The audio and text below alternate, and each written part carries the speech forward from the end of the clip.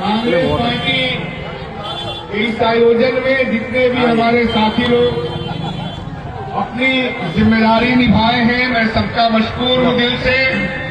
और जितने लोग यहाँ आए हैं उनका भी आभारी। चुनाव नहीं होने जा रहा है, चुनाव नहीं होने जा रहा है, लेकिन आप इतनी रात को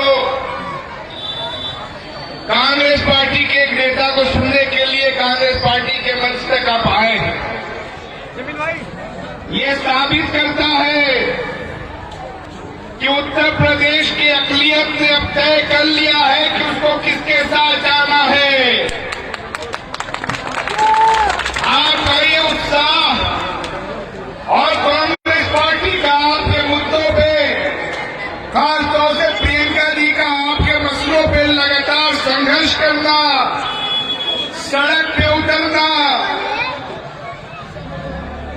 ये तय कर चुका है कि आपको ये जद्दोजहद पसंद है। अगर आप एक कदम बढ़ेंगे तो हम आपके पीछे पीछे 10 कदम बढ़ने के लिए तैयार हैं। कुछ हम बात करते हैं अलग तरह की। आखिर इन 30 सालों में क्या हुआ? जैसे यहाँ के बहुत सारे लोग बिजनेस करते होंगे आप लोग ना, एक अच्छा बिजनेसमैन वो होता है जो रोज शाम को हिसाब लगाए कि हमारा कितना फायदा हुआ, कितना नुकसान हुआ। आप भी करते हैं ना? उसी तरह एक जो जागरूक कौम होती है, जो समझदार कौमें होती हैं, बेदार जमातें होती हैं, वो भी हिसाब करती हैं कि पिछले 5 साल में हमारे क्या फायदा हुआ, क्या नुकसान हुआ, पिछले 10 साल में हमारा क्या फायदा नुकसान हुआ, पिछले 30 साल में हमारा क्या फायदा नुकसान हुआ। इस पे सोचते हैं। जो कौमें अपना हिसाब किताब दुरुस्त रखती हैं वो मजबूत होती हैं, और जो हिसाब किताब नहीं रख पाते वो कमजोर होते। तो आइए हम बात करते हैं इन 30 सालों में क्या हुआ है उत्तर प्रदेश में।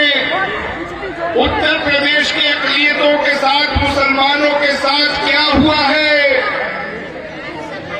30 साल पहले एक समाजवादी पार्टी आई थी। पहली बार उसने समाजवादी पार्टी ने बहुजन समाज पार्टी के साथ गठजोड़ किया था। उन्होंने एक नारा दिया था, जो बूढ़े बुजुर्ग होंगे, बड़े होंगे मेरे, उनको याद होगा। उन्होंने एक नारा दिया था, मिले मुलायम कांशी राम, हवा में उड़ गए जय श्री राम। एक उन्होंने नारा दिया था। लेकिन क्या हुआ? आपको लगा कि ये जो पार्टी है, ये दोनों पार्टियां मिलकर के आरएसएस का, बीजेपी का मुकाबला कर लेंगे। आप उनके साथ चले गए। आप 30 साल पहले उनके साथ चले गए, और 30 साल बाद आपको क्या देखने को मिल रहा है? उस गठजोड़ की एक जो मुखिया थी, वो 3 बार बीजेपी के साथ सरकार बना चुकी बहन मायावती जी। मोदी जी ने 2002 में जो कांड किया था, अटल बिहारी वाजपेयी ने उनकी निंदा की थी, कहा था इन्होंने राजधर्म नहीं निभाया है। लेकिन उस समय भी मोदी जी की बहन मायावती जी 2002 में गुजरात को उनका प्रचार करने उस समय भी गई थी। याद रखिएगा, ये कौन लोग हैं? ये वही लोग हैं जिन्होंने आपसे वोट लेने के लिए ये नारा गढ़ा था कि जय श्री राम के नाम पे जो राजनीति करते हैं उनको हम मुखार फेंकेंगे, और उन्होंने आपसे वोट लिया। ये 30 सालों में जो दूसरा धड़ा है मुलायम सिंह जी का, उन्होंने पिछले दिनों क्या कहा? 2019 में चुनाव होने वाले थे, संसद के आखिरी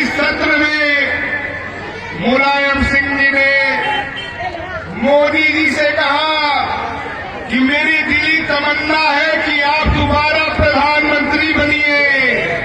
याद है आपको, आपने उनको इसलिए वोट दिया और देते आए थे कि आपको मोदी को हराना था, लेकिन आप जिस कैप्टन के अंडर में खेल रहे थे उस कैप्टन ने मैच फिक्स कर लिया था। लोनी में है।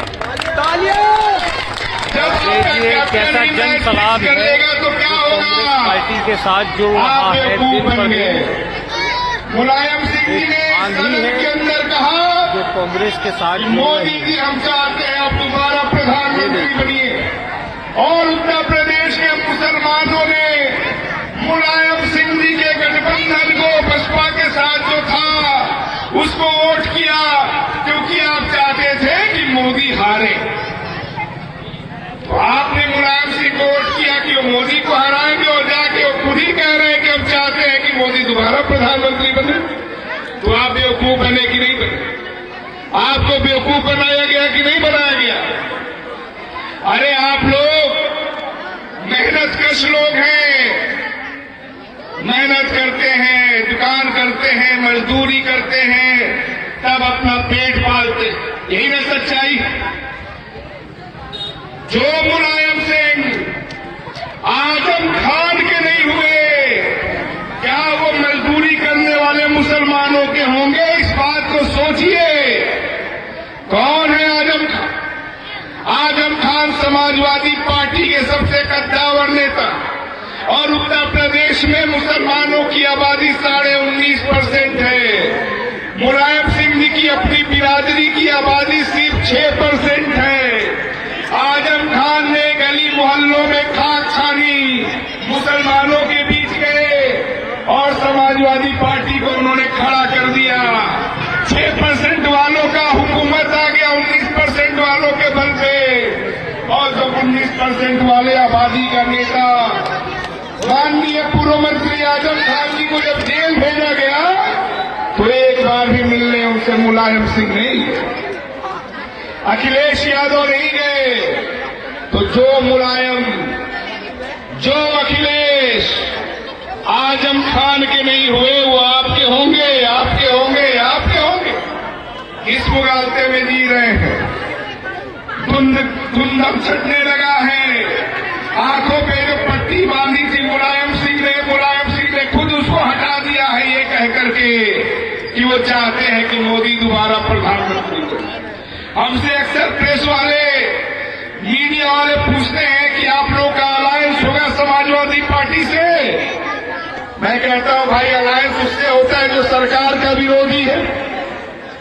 पिछली बार उन्होंने भाजपा के खिलाफ गठबंधन बना के चुनाव लड़ा और संसद में बोल दिया कि वो चाहते हैं कि मोदी दोबारा प्रधानमंत्री बने। अब तो बोलते हैं पत्रकारों से, अगर मुलायम सिंह जी तय कर ले कि भाजपा और मोदी को आशीर्वाद नहीं देंगे, तब तो उनके साथ बातचीत हो सकती है। बात सही है कि नहीं? ये ठग लोग हैं, फ्रॉड लोग हैं, निर्मम लोग हैं, हत्यारे लोग हैं। आप याद करिए, सीए एनआरसी के खिलाफ पूरे मुल्क में जिस तरह आंदोलन चल रहे थे, उसी तरह से उत्तर प्रदेश में भी आंदोलन चल रहा। घंटा घर में, लखनऊ में जहां मैं रहता हूं, 50,000 औरतें वहां धरने पे बैठी थी। ठंड का वक्त था, 6-7 महिलाएं वहां ठंड से मर गई।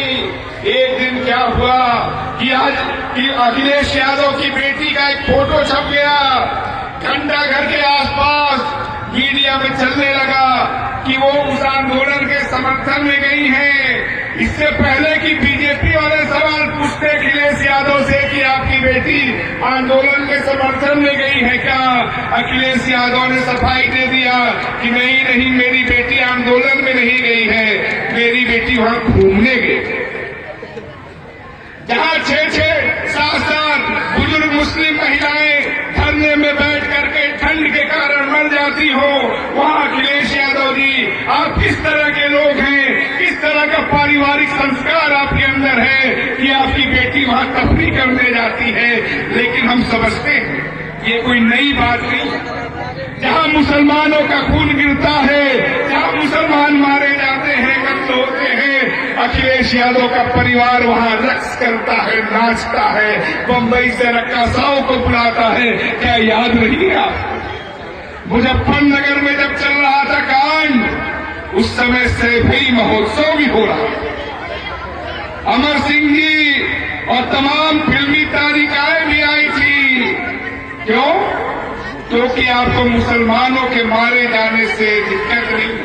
हो सकता है आपको अच्छा लगता हो, इसीलिए डांस करवा रहे थे, और इसीलिए जहां 6-7 बच्चियां मर गई, औरतें मर गई, वहां आप कहते हो कि आपकी बेटी घूमने। आप याद रखिएगा, ये जो कानून बना है CA/NRC का, इस कानून के खिलाफ जितने भी आंदोलन हुए, जहां जहां भी लाठीचार्ज हुआ, गोली चली, आजमगढ़ जैसे जगहों पे, उत्तर प्रदेश में 22 लोग मारे गए, एक भी जगह अखिलेश यादव नहीं गए, मायावती नहीं गए। बगल का एक जिला है अमरोहा, अमरोहा के मुसलमानों ने अपनी आवाज बुलंद करने के लिए संसद के अंदर कुंवर दानिश अली साहब को बसपा के टिकट से जिता करके भेजा था, ताकि ये जाए हमारी बात रखे। हम संसद से किसी आदमी को विधानसभा में, संसद में क्यों भेजते? इसीलिए तो भेजते हैं कि हमारी बात करे। जब CA/NRC बिल आया, कांग्रेस पार्टी के तमाम सांसदों ने उसका विरोध किया। भाषण उनके देख सकते हैं यूट्यूब पे। उसी में एक बहुत अच्छा भाषण बसपा के नेता का, कुंवर दानिश अली ने बहुत शानदार भाषण दिया था। क्या हुआ उनके साथ?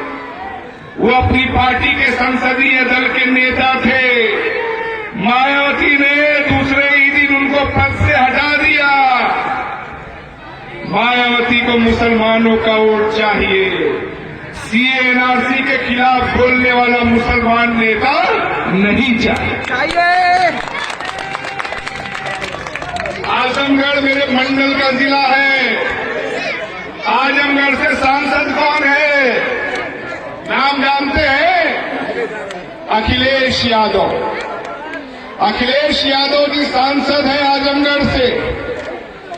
उनके आजमगढ़ के बिलरियागंज कस्बे में CA/NRC के खिलाफ मुस्लिम महिलाएं आंदोलन कर रही थी। उस आंदोलन में पुलिस ने दमन किया, बुलेट चलवाए, आंसू गैस के गोले चलवाए, लाठियां बरसाई गई औरतों पे हमारी। कौन गया वहां? क्यों नहीं गए अखिलेश यादव जी? आप तो सांसद थे वहां के, सपा के नेता के बतौर नहीं जाते, कोई बात नहीं, लेकिन जनप्रतिनिधि थे, आप क्यों नहीं गए? और कौन गया? प्रियंका गांधी जाती। एक फोन पे वहां के लोगों ने बताया कि बहन जी, दीदी आपको यहां आना चाहिए। प्रियंका जी एक दिन के नोटिस पर वहां जाती। क्यों नहीं अखिलेश यादव? ये बिजनौर है आपके बगल में, यहाँ के लहटौर में जब बच्चों को मारा गया, कत्ल किया गया CA/NRC के आंदोलन में, क्यों नहीं आया अखिलेश यादव? मेरठ क्यों राहुल जी और प्रियंका जी गए, जिनको लौटा दिया पुलिस ने? क्यों आखिर प्रियंका गांधी ही मुजफ्फरनगर में मदरसे में जाकर के मौलानाओं से मिली, जिनको पीटा गया? जाना तो अखिलेश यादव को चाहिए था, जाना तो मुलायम सिंह को चाहिए था, क्योंकि मुसलमानों ने तो 30 साल पहले मुलायम सिंह को मौलाना का लक़ब दिया था ना। तो ये मौलाना जो कलमा भी नहीं पढ़ना जानता है, वो तो धोखा देगा ही, देगा कि नहीं देगा? तो उन्होंने आपको धोखा दिया, लेकिन उनको पता था कि मुसलमान सियासी तौर पे कमजोर है, इसको कमजोर बनाए रहो, तभी बिना कलमा पढ़े लिखे जिस तरह वो मौलाना हो गए और 30 साल तक आपके वोट पे राज किया, वही फार्मूला उन्होंने अपने बेटे को भी सिखा दिया लगता। इसीलिए हम देखते हैं कि आजम खान एक यूनिवर्सिटी बनाते हैं ताकि मुसलमान लड़के उससे पढ़ लिख करके नौकरी कर लें, तो ये इस परिवार को पसंद नहीं आता। अखिलेश यादव और मुलायम सिंह यादव को अच्छा नहीं लगता है कि आजम खान यूनिवर्सिटी बनवा रहे हैं, जेल भिजवा। मेरा आरोप है कि इन लोगों ने भाजपा के साथ मिलकर जेल भिजवाया है, क्योंकि सपा नेताओं को ये डर था कि मुसलमान अगर जागरूक हो जाएगा तो अपने अधिकार की बात करने लगेगा, हक की बात करने लगेगा। क्या है हक आपका? लोकतंत्र में उसी का उतना हक होता है जितनी उसकी आबादी होती है। आपकी आबादी 19.5% है। हर बिरादरी से आप 3 गुना, 4 गुना, 2 गुना ज्यादा है, लेकिन आपकी हैसियत क्या है? जब आप कांग्रेस के साथ हुआ करते थे पूरे मुल्क में, तो भाजपा की सिर्फ 2 सीटें होती थी और कांग्रेस पार्टी राजस्थान जैसे राज्य में जहां मुसलमान सिर्फ 6% है, 7% है, वहां इंदिरा गांधी ने बरकतुल्ला खान साहब को मुख्यमंत्री बनाया था। पुराने लोगों को याद है। बिहार में अब्दुल गफूर साहब को कांग्रेस पार्टी ने मुख्यमंत्री बनाया। पौंडीचेरी में 1 नहीं, 2 नहीं, 3 बार हसन फारूक साहब को मुख्यमंत्री बनाया था। महाराष्ट्र में अब्दुल रहमान अंतुले साहब को कांग्रेस ने मुख्यमंत्री बनाया था। और 1993 में एक दलित परिवार की बेटी मुख्यमंत्री बनती है उत्तर प्रदेश में, लेकिन उससे 15 साल पहले आसाम के अंदर इंदिरा गांधी ने सैयद अनवरा तैमूर नाम की एक मुसलमान खवातीन को मुख्यमंत्री बनाया। ये मैं इसलिए कह रहा हूं कि जब आप पूरी तरह कांग्रेस के साथ थे तो आप सूबे की सबसे बड़ी कुर्सी पर भी बैठते थे, आप मुख्यमंत्री बनाए जाते थे। लेकिन आज क्या स्थिति हो गई? आज एक एमएलसी भी मुसलमान नहीं बन सकता। आज एक राज्यसभा सदस्य भी मुसलमान नहीं बन सकता है। वो भी बनना होगा समाजवादी पार्टी की तरफ से तो राम गोपाल यादव जी बनेंगे, अमिताभ बच्चन की पत्नी बनेंगी, लेकिन कोई मुसलमान नहीं बनेगा। क्यों नहीं बनेगा? क्योंकि मुसलमान का काम नेता बनना नहीं है। मुसलमान का काम नेता बनाना है, वोट देना है। इसीलिए तो 19% है आप एक मुश्त हो जाइए कांग्रेस के साथ। सबसे बड़ी कुर्सियों के साथ आपको कांग्रेस नवाजेगी। और अगर अभी भी आप नहीं समझे तो इस CA/NRC के साथ जो तबाही मचने जा रही है, इसमें सपा बसपा आपको नहीं बचाएंगे। इसी गाजियाबाद में जेल भी बन रहा है, नंदग्राम में जेल भी बन गया है। किसके लिए बना है? ये वैसा ही जेल है जो आसाम में बनाया है। यहाँ कौन रहेगा? ये मुसलमानों के लिए बनाया है। तो आपका फर्ज क्या है? उसके साथ खड़ा होना चाहिए जो उस जेल को बंद करने के लिए, CA/NRC की मुखालफत करने के लिए सड़क पर उतर रहा है। उसके साथ खड़ा होना चाहिए ना।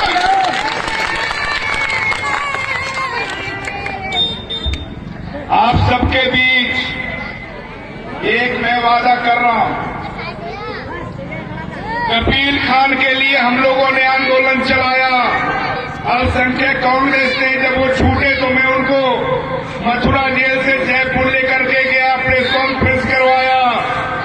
उनको रुकने रहने के लिए कांग्रेस पार्टी ने व्यवस्था की। प्रियंका गांधी ने उनको बुला करके उनसे मिली। हमने उनकी लड़ाई लड़ी, कपिल खान की। कांग्रेस पार्टी ने हमारी लड़ाई लड़ी। मैं जेल गया 17 दिन। जेल में कैसे कैसे मुसलमान बंद, 2 किलो आलू के चोरी में मुसलमान बंद है, सिगरेट के डब्बे की चोरी के आरोप में मुसलमान बंद है। क्लास 6 में पढ़ने वाले 2 लड़के एक दिन मुझे मिले। मैंने पूछा क्या नाम है, तो मुसलमान निकले। मैंने पूछा जेल कैसे आए हो, तो उन्होंने कहा कि एक दिन वो चाइना का झंडा जलाने गए थे। चाइना के सामान का बहिष्कार करने का आंदोलन टीवी पे कहीं देखा होगा उन लोगों ने। उनके अंदर ये जज्बा आया होगा कि चाइना का विरोध करें। चाइना का झंडा जला रहे थे। एक हाथ में हिंदुस्तान का तिरंगा था जिंदाबाद करने के लिए, इसमें की आग, इसमें आगे ही बेचारे पहुंच गए जेल। लेकिन समाजवादी पार्टी, बहुजन समाज पार्टी, उनके लिए ये मुद्दा नहीं। मैं जेल गया, 17 दिन रहा। किसके लिए गया? सीए एनआरसी का विरोध करने के लिए। मुझे वहां समाजवादी पार्टी का कोई भी मुसलमान नेता नहीं दिखा, बसपा का कोई भी नेता लखनऊ सेंट्रल जेल में नहीं था जो सीए एनआरसी का विरोध करते हुए जेल में आए। आखिर क्या वजह है? वजह यह है कि पुलिस का इस्तेमाल दुश्मनों के खिलाफ होता है, दोस्तों के खिलाफ नहीं होता। समाजवादी पार्टी और बहुजन समाज पार्टी को बीजेपी ने मान लिया है कि तो दोस्त हैं, इनको जेल भेजने की जरूरत नहीं है। जेल तो प्रियंका गांधी और राहुल गांधी के कार्यकर्ताओं को भेजना चाहिए। ये एक फर्क है, इस फर्क को आप समझ लीजिए। जितना जल्दी समझेंगे उतना फायदे में। आप लोग अगर चाहें, उत्तर प्रदेश के सूबे के मुसलमान चाहें तो आजम खान भले एक दूसरी पार्टी के नेता हैं, वो हमारे मुखालिफ हैं, हम भी उनके मुखालिफ हैं। लेकिन अगर समाजवादी पार्टी के लोग उनकी रिहाई के लिए आंदोलन नहीं चलाते हैं तो कांग्रेस पार्टी खुद उनके लिए भी आंदोलन चलाने का काम करेगी। क्योंकि हमारा मानना है कि लोकतंत्र में राजनीतिक द्वेष के तहत किसी को जेल भेजना सिर्फ किसी एक पार्टी के ऊपर हमला नहीं है, वो लोकतांत्रिक मूल्यों के ऊपर, जमहूरियत और आईन के ऊपर हमला। आप लोग चाहेंगे तो आने वाले 22 के चुनाव में अगर चुनाव होगा तो ये भी तो मसला है, अगर चुनाव होगा तो सरकार बनाएंगे, चुनावी तरीके से बैलेट से आपके बल पे जीतेंगे। और अगर गुंडाई करने की कोशिश की गई, ये कोशिश की गई कि हिटलर की तरह चुनाव टाल दे, तो याद रखिएगा हिटलर को इतना भागना पड़ा था कि उसने सुसाइड कर लिया था। और उसका एक दोस्त था मुसोलिनी, उसको चौराहे पर लोगों ने चप्पल से पीट करके मार डाला था।